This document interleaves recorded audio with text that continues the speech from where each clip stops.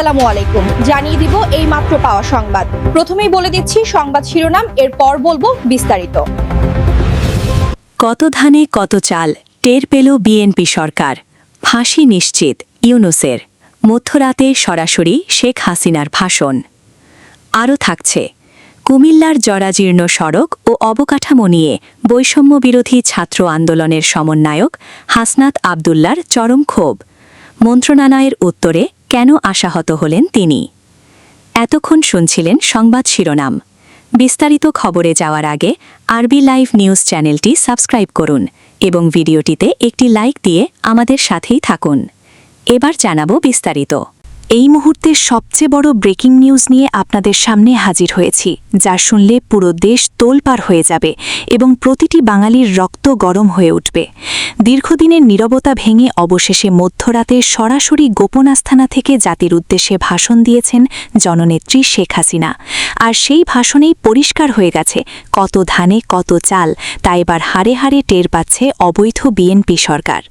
শেখ হাসিনার সেই অগ্নিঝরা বক্তব্যে থরথর করে কাঁপছে বর্তমান অন্তর্বর্তীকালীন সরকারের ভিত, কারণ ডক্টর ইউনূসের বিরুদ্ধে আসা সকল দুর্নীতির অকাট্য প্রমাণ এখন বিশ্ব দরবারে উন্মোচিত এবং আন্তর্জাতিক আদালতের মাধ্যমে নিশ্চিত হয়ে গেছে তার ফাঁসির রায়। দেশের সাধারণ মানুষের আবেগ নিয়ে যারা খেলা করেছিল এবং ষড়যন্ত্রের মাধ্যমে ক্ষমতা দখল করেছিল, তাদের দিন ঘনিয়ে এসেছে, কারণ শেখ হাসিনা স্পষ্ট জানিয়ে দিয়েছেন তিনি খুব শীঘ্রই বাংলার পবিত্র মাটিতে পা রাখছেন এবং এই দেশের প্রতিটি দালালেরা পালানোর পথও খুঁজে পাবে না। গোপন গোয়েন্দা তথ্যের ভিত্তিতে জানা গেছে ডক্টর ইউনূস ইতিমধ্যেই দেশ ছাড়ার গোপন পরিকল্পনা করছেন, কিন্তু তার শেষ রক্ষা আর হচ্ছে না, কারণ তার প্রতিটি অপকর্মের গোপন ফাইল এখন জনগণের হাতে, যা দেখে বিশ্ব বিবেক স্তম্ভিত হয়ে গেছে। আপনারা জানলে অবাক হবেন যে শেখ হাসিনার এই বিস্ফোরক ভাষণের পর থেকেই বিএনপির বড় বড় নেতারা রীতিমতো আত্মগোপনে চলে গেছেন, কারণ তারা বুঝতে পেরেছেন বাংলার কোটি কোটি জনতা এখন জেগে উঠেছে এবং খুনি ও দেশদ্রোহীদের চূড়ান্ত বিচার এই বাংলার মাটিতেই হবে। ভিডিওটি এক মুহূর্তের জন্যও মিস করবেন না, কারণ এর ভেতরে রয়েছে শেখ হাসিনার সেই হুবহু ভাষণের চাঞ্চল্যকর অডিও ক্লিপ, যা শুনলে আপনার গায়ের পশম দাঁড়িয়ে যাবে এবং আপনি স্পষ্টভাবে বুঝতে পারবেন কেন এই মুহূর্তে পুরো দেশ উত্তাল হয়ে আছে। যারা ভেবেছিলেন শেখ হাসিনাকে দমিয়ে রাখা যাবে, তারা এখন গর্তে লুকানোর জায়গা খুঁজছেন, কারণ বাংলার বাঘিনী ফিরে আসছে, আর সেই সাথে নিশ্চিত হচ্ছে সুদখোর ইউনূসের সর্বোচ্চ শাস্তি ফাঁসি, যা দেখার জন্য কোটি কোটি জনতা রাজপথে নেমে এসেছে। এখন সময় হয়েছে আসল সত্যকে জানার এবং যারা দেশের সম্পদ লুটে খেয়েছে ও বিশৃঙ্খলা সৃষ্টি করেছে তাদের উপযুক্ত শিক্ষা দেওয়ার।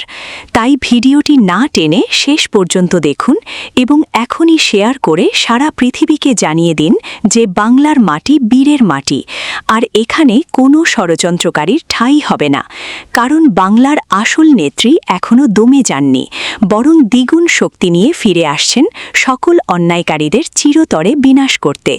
আপনাদের একটি শেয়ারই পারে সত্যকে সবার সামনে তুলে ধরতে, তাই এখনই ভিডিওটি ছড়িয়ে দিন। খবরের এ পর্যায়ে জানাবো কুমিল্লার জরাজীর্ণ সড়ক ও অবকাঠামোগত উন্নয়ন নিয়ে বৈষম্য বিরোধী ছাত্র আন্দোলনের অন্যতম সমন্বয়ক হাসনাত আবদুল্লার দেওয়া একটি গুরুত্বপূর্ণ বক্তব্য সম্পর্কে।